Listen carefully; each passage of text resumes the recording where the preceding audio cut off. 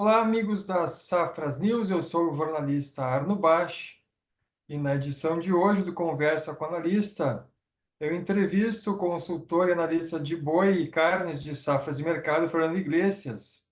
Na edição de hoje, nós iremos avaliar o boom de preços verificados para a carne bovina, suína e de frango, o que pode fazer com que o setor seja o grande vilão da inflação brasileira em 2024. Eu lembro você, assinante, que para ter mais informações sobre safras, acesse o nosso site em safras.com.br. Lá você pode obter uma demonstração gratuita da plataforma Safras. Também você pode ter a cada novo dia um vídeo de safras e mercado sobre as diversas commodities atendidas por Safras. Inscreva-se no nosso canal no YouTube de Safras TV, assine as notificações para cada dia receber um novo vídeo. Boa tarde, Fernando. Como é que vai, amigo? Tudo bem contigo? Boa tarde a todos. É um prazer estar aqui na Safras TV, em mais uma oportunidade. E tudo certo por aqui. Vamos falar sim sobre essa situação do setor carnes. Preços aí em expressiva alta, né? Um movimento bastante contundente de alta nós estamos evidenciando aqui no Brasil, tanto da arroba do boi gordo quanto dos cortes no atacado. E essa dinâmica tende a se manter, tende a continuar aí no curto e no médio prazo. Nós não estamos vendo sinais de mudança, pelo menos até a virada de ano, o mercado seguirá aí, né, com essa propensão a reajustes. Certo. Bom, a gente falava na edição anterior, no vídeo do início de outubro, com as projeções para o último trimestre do ano, que o boi poderia chegar ou superar pouco mais de R$ 300 a arroba. Esse cenário vai estar praticamente defasado, Fernando, com a arroba já atingindo patamares bem superiores, até mesmo no estado de São Paulo, trabalhando hoje com R$ 320 a arroba, né, Fernando? Exatamente isso. O que motivou toda essa alta tem uma variável que justifica todo esse movimento. Qual é a variável? Exportação. Nós estamos num momento de exportações extremamente agressivas de carne bovina. O Brasil aí vai bater um recorde absoluto de exportação na atual temporada. Deve superar a marca de 4 milhões de toneladas em equivalente carcaça, o maior volume da nossa história. Em um ambiente de um câmbio que está trabalhando agora a 5,80, em um ambiente em que os preços de dólar pagos pela carne bovina têm aumentado. A gente vê elevação dos preços pagos em dólar pela carne bovina, e isso melhora as contas da exportação. Então, a indústria frigorífica amarrou vários contratos, né? É tradicional isso, contratos de fornecimento de carne, e precisa honrar esses compromissos que foram firmados. Então, ele precisa correr atrás do boi e colocar esse boi na escala a qualquer preço. E a conta de exportação ainda é favorável, ainda é muito positiva, ainda é muito interessante para a indústria frigorífica. Por isso, eles estão fazendo tanto esforço e pagando cada vez mais por essa arroba do boi gordo.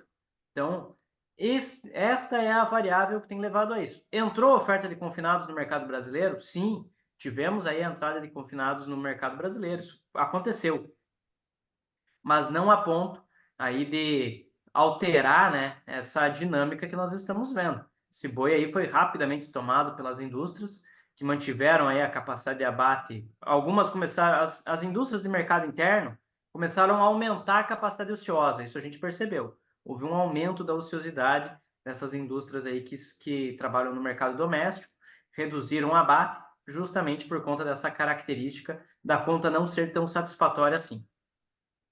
Certo. E a gente percebe que a cada ano o Brasil ganha mais espaço no mercado internacional, nas exportações de carne bovina, principalmente, né?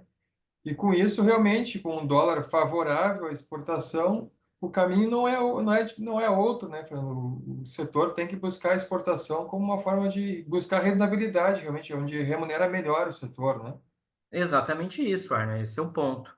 Temos um aspecto interessantíssimo aqui para considerar, que é o seguinte: no início dessa década, 25% da produção de carne do Brasil era dedicada às exportações. Hoje nós já estamos falando de 40% da produção. O Brasil vai produzir aí seus 10 milhões de toneladas de carne bovina em equivalente carcaça, vai exportar 40%, exatamente 40%. Tá, então hoje a relação é 40 a 60. As exportações têm um peso muito maior na formação de preços da arroba do que elas tinham em anos anteriores. Foi-se o tempo que o mercado interno era aquilo que movimentava os preços da arroba do boi gordo. Não é mais, deixou de ser. Tem um peso bem menor hoje. Tá? A exportação realmente tem muita dominância. Vamos traçar um paralelo aqui com a carne de frango. O Brasil Certo. produz em torno de 15 milhões de toneladas de carne de frango anualmente. 5 vão para exportação, 10 ficam aqui no mercado interno. Então, em torno de 30% da produção brasileira é dedicada à exportação. Então, o peso das exportações é maior hoje para a carne bovina do que para a própria carne de frango, para vocês terem dimensão, né? E nós tivemos em setembro, por exemplo, no último mês de setembro, 415 mil toneladas de carne bovina exportadas em equivalente carcaça. Gente, 400 mil toneladas, o Arno cobre a avicultura muito bem há muitos anos. O Arno sabe que 400 mil é número de exportação de carne de frango. Não é esse Exato, número de exportação de carne bovina. Né? É exato. número de exportação de carne de frango, né? Que é superlativo, né? Um mercado muito consolidado. O Brasil vende frango para mais de 100 países. Né? Então, estamos chegando num ponto em que as exportações acabaram se tornando a maior prioridade da agroindústria brasileira, sem dúvida alguma. Certo. E com essa questão de grande demanda, quer dizer, com os preços do boi disparando no mercado interno, nos cortes de traseiro e dianteiro, acompanham as outras carnes. A carne suína vem subindo de preço, carne de frango vem subindo de preço. E a população ainda não tem aquele poder aquisitivo como deveria ter. O poder aquisitivo da população ainda está muito baixo, né, Fernando? E com isso, como é que fica o consumo? Vai ser Bom, descontado para a carne de frango, possivelmente? exatamente. Vou compartilhar minha tela aqui para nossa audiência acompanhar aqui também. Como vocês podem ver aqui, o que eu estou mostrando aqui na tela é um gráfico da nossa plataforma Safras, que ilustra muito bem essa questão. Tá? Esse gráfico aqui ilustra extremamente bem essa questão. Nós estamos vendo aqui os cortes do traseiro bovino, essa linha mais alta aqui, né? Vou até maximizar aqui a tela para vocês conseguirem enxergar melhor. Esse gráfico mais alto aqui do traseiro bovino, ele está trabalhando a 23,40 kg. O dianteiro a 18,25. Aqui essa linha azul clarinho é a carcaça suína, que está trabalhando aí a 13,80, tá? E o frango congelado a R$ 7,00 por quilo. Hoje nós tivemos uma boa notícia, quando a gente olha para o ponto de vista de mercado, que é basicamente a taxa de ocupação da economia brasileira, ser o nível de desemprego. Estamos falando aí de 6,4% da população econômica ativa desempregados durante o terceiro trimestre. Então, é o melhor resultado da série. O que Certo. acontece? Esses empregos foram criados com carteira assinada, evidentemente. Então, o que nós esperamos, o que nós estamos projetando, é um amplo impacto do 13º salário na atividade econômica durante o último bimestre. Vai ter mais dinheiro circulando na economia. O problema é que esses novos postos de trabalho que foram criados são empregos com renda relativamente baixa.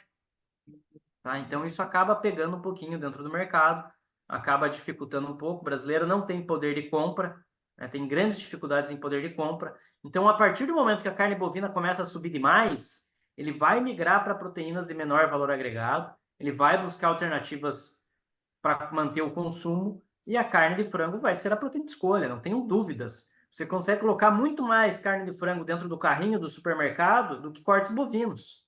Então, no frigir dos ovos, quando a gente olha para essa dinâmica de consumo aqui no Brasil, essas questões aí acabam pesando demais e a gente acaba vendo aí o brasileiro optando mais uma vez por proteínas de menor valor agregado, exatamente como nós vimos durante os anos de pandemia.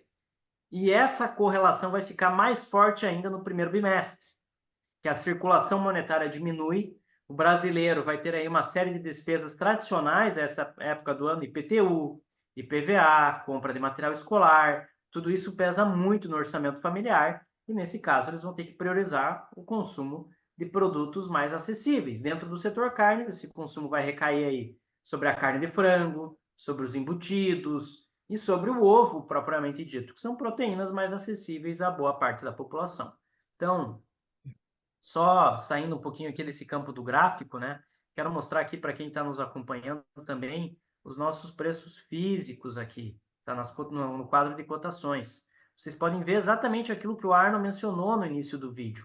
Nós temos preços da arroba do boi gordo acima de R$ 300 nas principais praças pecuárias brasileiras, tá? Preços muito contundentes, uma alta muito agressiva dentro do mercado aqui no Brasil, tá? Norte a sul do país, a alta acontece de maneira generalizada e isso acaba realmente afetando os demais mercados. E aqui na escala de abate, quando a gente entra nesse painel da plataforma, percebemos que nós estamos na pior posição das escalas da atual temporada. né? Então, isso acaba realmente pesando sobre a formação de preços da arroba, acaba pesando sobre a formação de preços ao longo de toda a cadeia produtiva, e a gente sabe, quem vai pagar a conta será o consumidor final. Isso vai ser repassado ao longo da cadeia produtiva. Lógico, há limitações por conta do baixo poder de compra da população brasileira, mas a tendência é de repasse. E tudo isso acaba gerando inflação, né? Inflação que o governo tenta manter dentro do centro da meta, mas com esse boom de preços das carnes, o consumidor tende a consumir mais, né? E tende a pagar mais, e com isso, os preços, a inflação no Brasil tende a avançar, né, Fernando? Tanto que o boi já subiu bem mais que outros produtos, como milho e soja, no decorrer desse último trimestre, né, Fernando? Sim, com certeza. A gente está falando no início de setembro de uma arroba do boi gordo que estava cotada a 240 e hoje nós estamos trabalhando com uma arroba do boi gordo de 320. É. Subiu R$ 80 em um prazo ridiculamente curto, né? Não foi uma alta extremamente agressiva. O boi foi a commodity que mais subiu no mercado brasileiro quando nós comparamos aí com soja, com milho, com as demais commodities aqui no Brasil. O boi subiu de uma maneira ridiculamente agressiva e agora o que está acontecendo? O movimento está perdendo um pouco de intensidade, mas não está parando de subir. Nós Uhum. continuamos vendo elevação de preços. Certo. Bom, saiu ontem uma notícia que está correlacionada ao setor carnes sobre uma confirmação de caso de gripe aviária em suínos nos Estados Unidos. Isso, de algum modo, pode mexer com o mercado daqui para frente, pode beneficiar o Brasil, sendo hoje os Estados Unidos o primeiro exportador mundial em carne suína, Fernando? Do ponto de vista de mercado, o impacto é pequeno, tá? A influenza aviária, ela tem afetado mamíferos nos últimos meses. Tivemos casos no próprio Estados Unidos em gado leiteiro nessa temporada. Ano passado, aqui no Brasil mesmo, nós tivemos casos de influenza aviária em leões marinhos. Então, isso tem acontecido aqui, ao redor do mundo. O que realmente preocupa é essa capacidade de mutação que o vírus da influenza aviária tem e realmente ele pode acabar se tornando até um problema de saúde pública a depender das mutações que o vírus fizer. Então, esse é um cuidado que a OMSA tem hoje e é um cuidado também que as demais organizações de saúde também vão ter em relação a isso. A gente precisa ter essa percepção que a influenza aviária sofre muitas mutações pelo caminho e que isso realmente pode acabar trazendo problemas mais graves se não levarem com o devido cuidado. Felizmente, nós, né, aqui no Brasil, por exemplo, os protocolos sanitários são seguidos à risca. Países como Estados Unidos e Europa, apesar de problemas em animais comerciais, também seguem as normativas da OMSA à risca. Quando acontece em aves, por exemplo, toda a granja é sacrificada, né? Nós vimos a seriedade que o Brasil tratou também, por exemplo, aquele foco de Newcastle, no Rio Grande do Sul, nessa temporada. Então, a questão da biosseguridade, da sanidade animal, é realmente você levar a sério as questões, tratar elas com a seriedade que elas merecem, mas sem gerar pânico na população. Isso que é Hum. o fundamental, tá? Não precisamos gerar pânico aqui para quem está nos acompanhando, né? Basicamente, precisamos tomar todo tipo de cuidados, claro. As organizações estão aqui trabalhando para isso, né? Justamente para manter essa segurança dos produtos que nós consumimos no nosso dia a dia, mas também não há motivos para pânico, né? Vamos acompanhando essa evolução dos casos de influenza ao redor do mundo e tendo ciência realmente que esse vírus tem um alto poder de mutação. Tá certo. Bom, eu conversei com o analista e consultor Fernando Iglesias, avaliando assim esse boom de preços das carnes bovinas, suína e de frango, e o que influência isso pode ter na inflação do Brasil em 2024. Se você quiser ter mais informações sobre safras e mercado, acesse as redes sociais de safras que aparecem na descrição desse vídeo e também em sua tela, na descrição desse vídeo, há também mais informações sobre cursos oferecidos por Safras e Mercado. Fernando, muito obrigado pela tua participação aqui para a Safras TV. Um grande abraço e até uma próxima oportunidade. É sempre um prazer estar aqui na Safras TV. Contem comigo, logicamente, em mais oportunidades, né? E vamos discutir mais sobre o setor carnes daqui até o final do ano, com certeza. Essa evolução dos preços a gente vai tratar aqui em novos episódios aqui da Safras TV. E desejo a todos aí um grande abraço para todos que nos acompanharam aqui. E realmente façam como o Arno falou, né? Nos acompanhem nas redes sociais, Estamos sempre fazendo lives gratuitas. Temos uma dia 5 de dezembro agora para o mercado do boi, imperdível. Então, por favor, nos acompanhem aí nas redes sociais, que tem muita coisa legal e interessante que pode ajudar aí vocês na tomada de decisão. Tá certo. Um grande abraço, Fernando.